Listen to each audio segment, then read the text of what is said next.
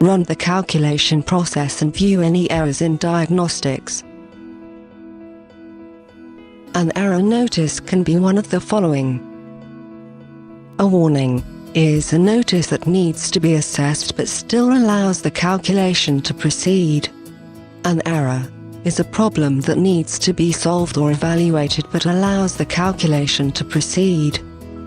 A fatal error is a problem that needs to be solved and doesn't allow the calculation to proceed.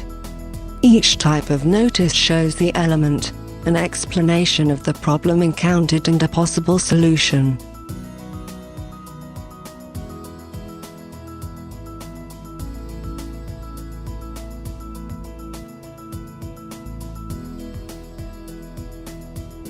Automatically highlight the element that is referred to the notice.